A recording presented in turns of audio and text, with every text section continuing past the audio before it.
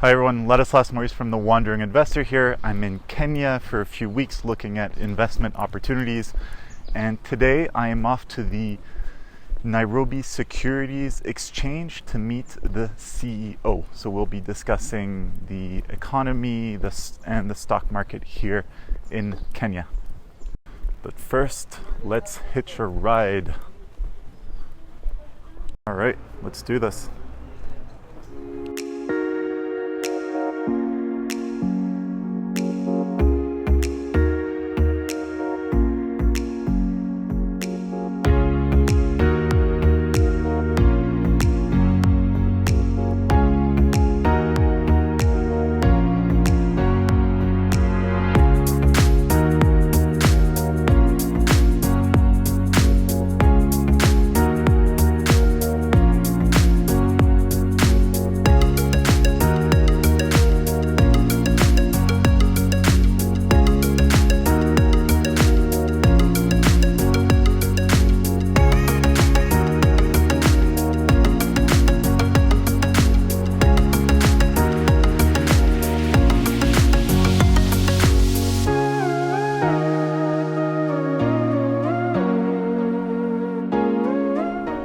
So this 10-minute ride cost me about $1.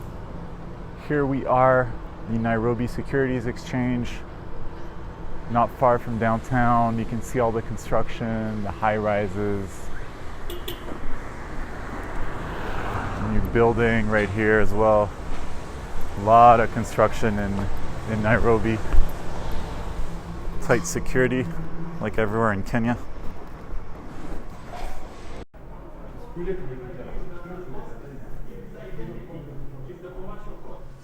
So I'm here today with Mr. Odundo, the head of the Nairobi Securities Exchange. How are you? Good morning. How are you doing? Thanks very much for having me over. It's a pleasure. So we'll be discussing the macro landscape in Kenya, then we'll be discussing the index here of the Nairobi Securities Exchange, and then finally the share itself of the company because the Securities Exchange is listed. So when I look at Kenya, it's a bit of an ambiguous situation. So when I go to some countries like Uzbekistan, for example, everything's flashing green, everything is positive from a macro point of view. Other countries, everything is red. I can think of South Africa on the continent where it's hard to see anything positive, where it's hard to see any positive developments in the country. But Kenya has a bit of both. So it makes it a bit more complicated to analyze. Like on the one hand, it's a large market of 54 million people. It's clearly East Africa's undisputed hub from an economic point of view, from a logistical point of view, from a political point of view. There's a lot of manufacturing as well. Massive infrastructure works throughout the country. I mean, Nairobi is one big construction field. It's really incredible. Crane city now. Yeah, it's really incredible. The Chinese are building all these highways, overpasses. We see high rises just popping up everywhere. I took the new train as well from Nairobi to Mombasa. Okay. Beautiful. I even saw zebras running along. And Mombasa as well, a lot of construction, new roads, etc. So the country is definitely building capacity, which is fantastic to see. And also something that very few people talk about in Kenya is the fact that the country has been going up the World Bank Ease of Doing Business rankings. Yeah. So when I look at the numbers, in 2014, Kenya was 129th in the world. And in 2019, it shot up to 56 with just yearly improvements. Right. So clearly, in spite of all the political issues in the country, there's been a task force who's been in charge of making life easier for businesses. Yeah. So I find this very positive. Then I look at some other aspects, and the debt to GDP ratio has jumped from 38% in 2012 to probably 68% in 2020. So big jump. There's a high fiscal deficit even before the current situation. The external debt levels are rising, and in the last 2 weeks, the IMF came with a bailout, well, not a bailout plan, I shouldn't say this, came out with a support program of $2.4 billion. There were quite a few protests. People didn't seem too happy about this. So it represents about 2.5% of GDP, so it's not massive either. So a lot of positives, some negatives as well. What's your take on the Kenyan macro landscape from an economic point of view? Good. I think you've really captured a very good prognosis of the country. As you rightly put it, we're a country that has a mixed bag of many things. So on one hand, you see very, very exciting opportunities, great things happening, a lot of infrastructure development, capacity building, a very well diversified economy, one of the few very exciting opportunities to come and live in. And so it does have those very good positive factors. But that notwithstanding, like any country, especially in the developing world, we are going through our own challenges of trying to really get the country up and going. As you rightly put it, all this infrastructure development, growth, and everything happening in the country has to come at a cost. And the cost of that is what you're currently seeing. Our debt to GDP ratio has risen. There's really a big outcry about that. But that notwithstanding, I think the view we've taken as we analyze our debt position is really what has the debt gone to do? I mean, how much this money we've raised, what has it gone to achieve? We've seen a lot of it going to development. If you look at the infrastructure improvements we've had in the country, the rail, as you rightly put it, the road expansions, the country's just opened up into various sectors.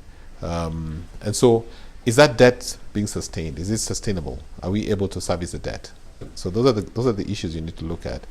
It's not unique to us. I mean, even if you look at the developed countries, they currently have an extended debt facilities. I mean, the US, for instance, I mean, the debt to GDP is well over 100%. Same for the other Western economies. And a lot of this has also happened at the back of what happened last year when we had the COVID situation. There were a lot of incentives the government gave, especially on fiscal incentives, like tax reductions. And again, that, of course, reduced the tax base and the revenues for the country. So it does have an impact generally on what's going on right now, and so it's really representative of what of the events that happened. But having said that, I think Kenya's prognosis can best be captured. First of all, look at the state of the economy. We are a very diversified economy. If you look at our leading sectors, agriculture is the largest sector. We now have a very strong light manufacturing that's just transitioning into heavy manufacturing. I was just looking the other day, our first motor vehicles from the Volkswagen assembly line in one of our manufacturing towns is starting to roll out vehicles. So we're actually assembling very modern vehicles here. And a lot of institutions are setting up factories to add value to some of our local produce here. So value addition on the agro side is happening. Manufacturing, light industry transitioning into light heavy, and now very heavy in the long term. Our telecommunications sector is quite deep. The depth we have in that sector is great. If you look at energy sector, exploration for geothermal is quite intensive. I was reading this morning, our generating company intends to add 885 million megawatts into the grid in the coming year. We are about our first oil off the blocks in northern Kenya. Started last year. There's just been a hold-up, but oil exploration and drilling has begun. So there is a lot that's going on in the country that's potentially very, very great for the future. So the economic landscape is pretty strong, looking at the base in which we come from. The other key thing is how do our macro indicators look like? If you look at our currency is free floating. It's been fairly steady, notwithstanding the external pressures it faces. is free floating. We don't have currency controls in Kenya, so again, there's no inhibition. There's very strong inflow of foreign investment coming through, FDI, money coming to the exchange. That's been going on, and we're basically seeing there's a lot. The indicators are strong. Inflation is on single digits. If you look at it that way, interest rates are stable. So everything is actually in place, notwithstanding the pressures we face. And that really speaks volumes about the level of interest we're seeing coming to the country. So with all that happening, we of course have a very strong democracy as a country. And what you're seeing going through now, especially we are into two very interesting periods. We're going through some constitutional discussions going on that might lead to a referendum this year, and then an election our general elections happen next year. And so that sort of it's going to be a very interesting time, a bit of noise. Kenyans get very engaged during elections, but we're like football fans. So we scream our heads up, and then we move on. Good. So we hope that we'll have the political infrastructure is going to be well rejigged to allow the country to go on. And so we hold the view that we are very focused on what we want to do. Our overriding strategic vision is all aligned to what we call a Vision 2030, where we wanted to move the country from a low-income country to a middle-income country. And with all the other players, the markets also moving from frontier to emerging markets, and that direction is taken. And so we're all working on that towards achieving that. And I would only be speaking to anybody who wants to come to Kenya is that it's a really bright spot on the continent. It's one economy that is very resilient. We've got people here who have got a very aggressive, hardworking, very good intellectual capacity, and really a very, very strong economy for this region. And so it still remains a great bright spot. And I'll just say that we think we're going to navigate the tough times. We are very clear about where we want to go, but of course, notwithstanding what external impacts that happen, we're also very cognizant of that and just seeing how we can achieve it. But I think in the region, it's a great country to live in, great democracy, and a great space for everybody. So I must say the macros are, in our view, positive. You raise a few really good points. When it comes to local manufacturing, it's what surprised me when I came here to Kenya.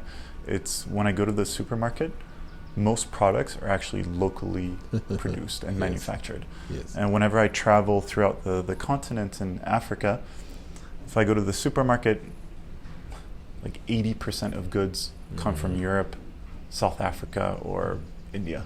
Yeah. In terms of food products, but here there's a big manufacturing base, so that's a very good positive. Yeah. Our agriculture is really focused on value addition. So you find a lot of agro processing taking place, and Kenya produces everything. If you're looking for milk, beef, wheat, coffee, tea, all this is produced in country. We rarely import anything. I think we only import oil.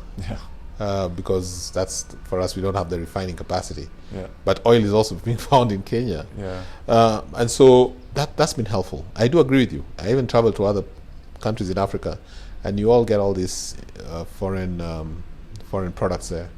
Kenya, we do a lot of, everything we need is in the country. The only thing we don't have is a very high level of value addition capacity. So sometimes we need to export out some things and then get them back as finished products. But I think that's what we're working on to drive that forward.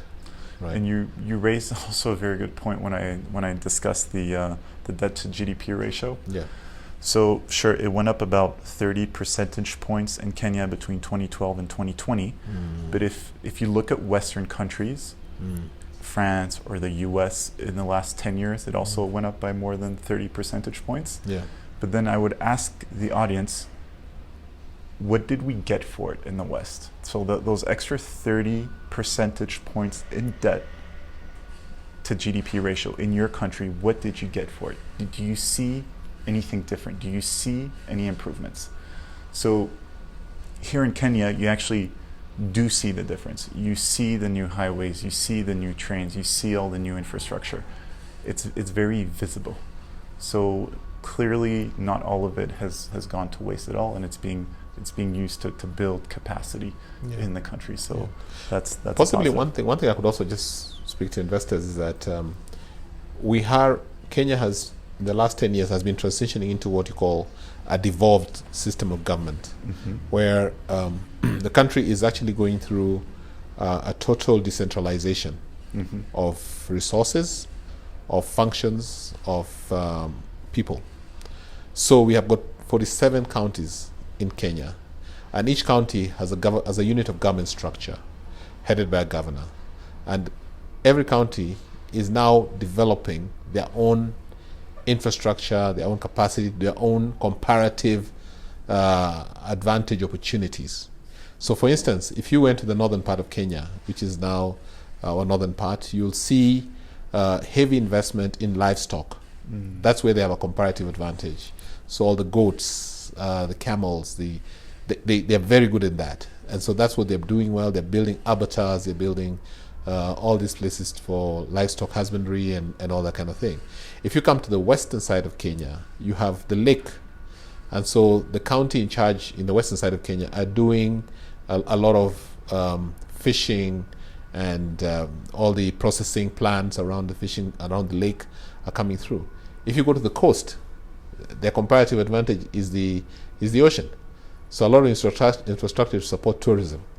I think today if you go to the coast, we've got a waterfront, a very beautiful waterfront, and a lot of tourism infrastructure that's achieving that. And that devolved, that's come as a result of a decentralization of government and of people and of resources through what we call our devolved governments.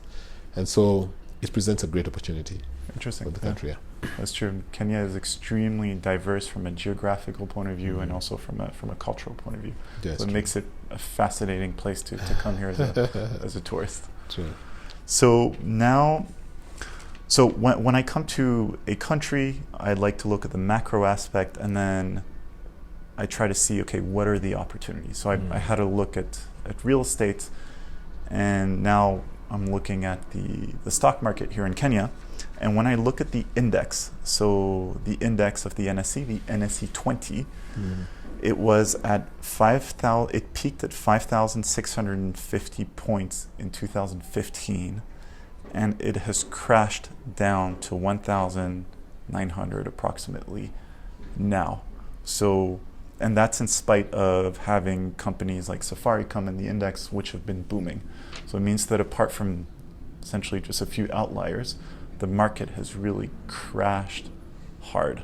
So what happened? I'd first of all want to take you through the market structure of our market and how is it set up. So our market is very heavily internationally traded. Today, 70% of our trading comes from the international market across the world. All right. So what happened in 2015? 2015 was a very good year. We had a peak performance across all counters, and so the markets were performing very well. We then got affected by the external shocks. So from 2015, a number of factors were impacting on us. So we had the global commodity crash. All right. What that did is that a lot of international investors transferred or reallocated their capital to fixed income assets internationally, and that affected our market. So prices started coming down, and that continued for a while. We also had the U.S. elections and Donald Trump's new policies of America First and in country and rising interest rates in the West. So again, reallocation of capital. So money left the frontier market, and ourselves were largely affected because we are a key constituent of that market. We then had a few internal issues affecting the market. Some taxes were introduced, capital gains tax, again that raised the cost of trading, a few other taxes as well. So that again caused some level of apathy. And by those external shocks, a bit of local factors, lack of having new listings coming through as well, so led to a bit of issues around there. And then again, rising interest rates on the fixed income side in the country. The central bank were issuing or borrowing money from the domestic markets at very high rates, so people would sort of transfer their funds there, and so it left the market a bit exposed, and that led to the decline of prices, and as a result the index also came down. So policy issues, external shocks, lack of a bit of growth internally, all impacted on the market. So out of curiosity, at peak in 2015, what percentage roughly of trading was done by foreigners, volume versus now? So consistently we've seen between 60 and 70. They're still in the market. Our market is very attractive to foreigners. They do get good entry points, good exit points. So and also the fact that we don't have any controls on inflow and outflow of capital, they continue coming. So the foreign participation is still a bit high on the equity side. Okay. On the bond side, on the fixed income side, it's mainly domestic. Okay. Yeah. Because just looking at the chart, it looks like a bottom. Yeah. Actually, right now we're experiencing, and in between that intervening period, we also had elections. Actually, we had 2 elections in 1 year. A very unique country. One of the 4 countries in the world who's ever had an annulment of an election, and then we had a repeat election, and all those factors do impact on us. Mm-hmm. And so today we are trading at historical lows. Our index is now 2,500. It's recovered from 2,100 at the beginning of the year. Some of our counters are trading at all-time highs, like Safaricom, which is a leading counter in Kenya. And so it's still a very undervalued market. Our multiples are very attractive. Today, the average P/E ratio for the whole market is just about 11, 12 times. But if you look at the financial sector, you can get stocks at 5, 6 times the EBITDA, which is so attractive. And so it's a great opportunity to come in. And I can tell you, certainly, as we finish the constitutional amendment cycle and the election cycle, the country will just recover extremely fast. And that's why it's a good entry point at this point. Okay. Because also speaking to local investors, I was asking them what they do with their money, and most people seem to be involved in real estate. Yes. And when I asked about the stock market, people had a blank moment. And they're like, yeah, I haven't heard about that in a few years. So it looks like a bottom, and it also feels like a bottom. It does feel like a bottom. Yeah, we are really trying to what you call an exciting market event. Hopefully get a big IPO coming soon. We are hopeful. Kenyans respond to that. The last one we had was in 2008. Oh, wow. And the last large one. Wow. So we hope that the government, we've been trying to get the government to consider bringing one of their large state corporations into the market. Let's go into that. Yeah. Now, let's discuss the Nairobi Securities Exchange itself, of which you're the CEO. Yeah. So essentially, the stock market here in Kenya is listed. You can buy shares of the Nairobi Securities Exchange, which sometimes is an interesting way to play a frontier market, to actually buy shares in the stock market. So you came out with your 2020 results, and they were quite intriguing, I have to say. So I have a few questions. So one, income was down about 6%. Okay, looking at the situation, understandable. But profits managed to jump from 80 million to 167 million shillings, which is more than double. And that was on the back of a huge cut in administrative expenses, which went from 625 million shillings to 467. So how did you manage to cut administrative expenses by 25% in 1 year? Thank you. So the Nairobi Securities Exchange is a listed company, and so we our focus is we have a twin focus: one, to build the markets, and two, to create value for shareholders. And so in terms of building markets, we've been expanding our product offerings. Today we are the second most diverse exchange in Africa after the JSE. We have got a uniquely position as the second market in Africa to offer derivatives. I think there's no other market in Africa other than the GSU offers derivatives and other new products like ETFs and real estate investment trusts. And so we've taken a very prime position in terms of the global attention from international product offerings.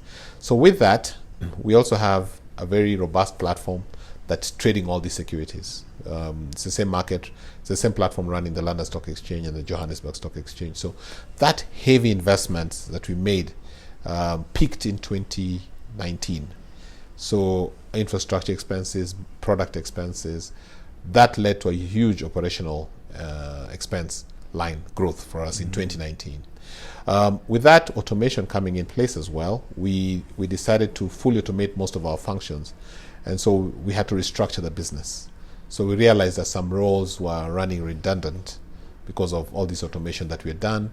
We also realized that given the change in our how we were positioning ourselves in terms of our new projections in business growth, etc., there's some departments that we felt were mainly operational and back office, which we could really get out, slash back and automate.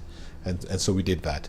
So we had to restructure, and also there was a cost with that restructuring because we had to pay off some staff, some exit packages.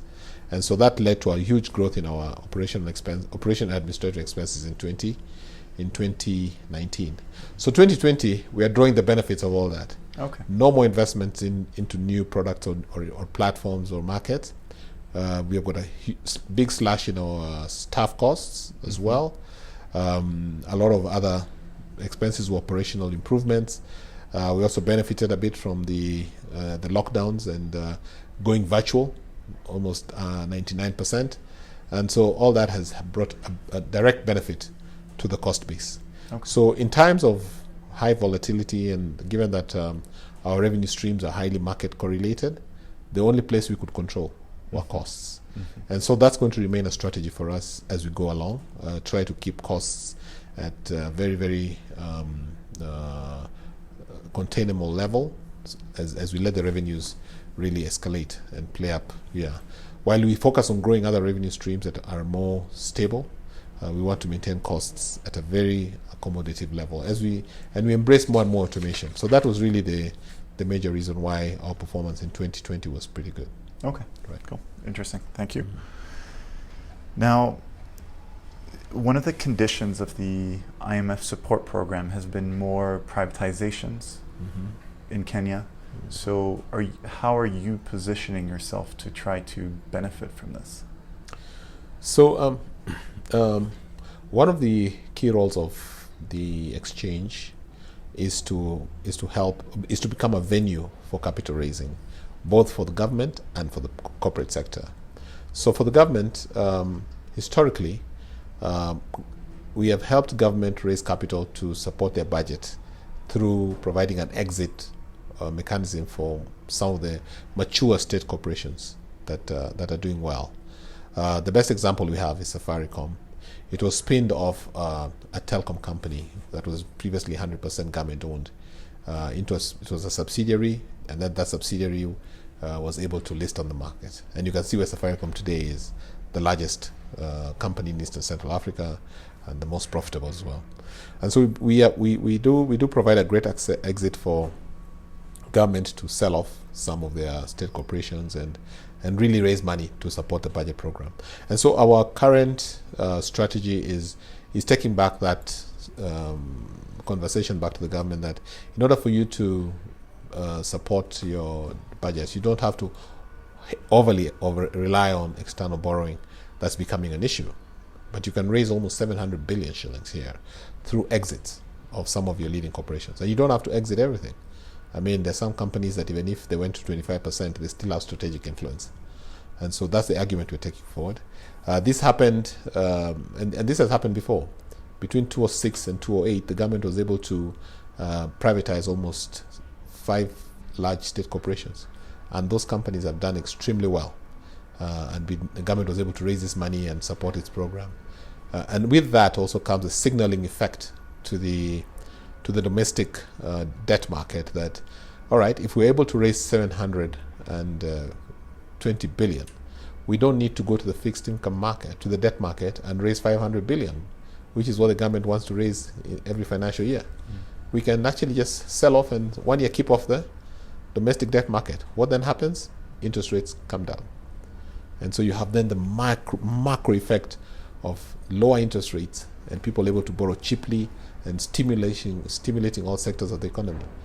And that's what we saw, that's what happened between 2002 and 2005. That's what the government did. And this is the argument we have with the government, that you can help the post-COVID recovery happen very quickly by selling off, keeping off the banking sector, or avoiding to reduce your borrowing from the debt market, and allow the general interest rates to come down, and hence the private sector and corporates and individuals can then be able to borrow and stimulate back their businesses to life. So that is the basis of why we think privatization is really the solution for the post-COVID recovery period. Okay, interesting. So you've restructured the business, you're offering more products, you're trying to get more business through the privatizations. And what's your objective in terms of dividend yields? Well, today we are very clear about rewarding shareholders. So we have increased our payout ratio from 40% of net earnings to 60% of net earnings, and growing. And so we believe that we're going to be a very good dividend share. So anybody looking for long-term dividends, the NSE is going to be a good dividend share, because also if you look at our business, we are a very asset-light business. Ideally, all we need is our core system is really the technology. We don't need heavy infrastructure. We don't need a building. We don't need everything. You can actually run this off a nice little office somewhere. And so progressively, we project to pay higher dividends to investors and improve our multiples and become a very liquid share. And really reward the shareholders. Fantastic. Thank you very much for your time, Mr. Odundo. It was a real pleasure talking. Okay, pleasure. Take care. Good. I really enjoyed this conversation. So in the next few days, I'll have a chat with Tim of the African Lions Fund to discuss his view of Kenya and of the equities here. And make sure to subscribe to Tim's free newsletter. So Tim is a fund manager. He manages the African Lions Fund, which focuses on African stock markets, and he constantly travels around the region and discusses the opportunities that he sees. And also make sure to subscribe to my private list. It's free. It's on thewanderinginvestor.com to not miss out on any of the insights that I gather as I travel. Videos are only a small part of what I do, so if you only subscribe to YouTube, you're missing out on a whole bunch of content. Cheers.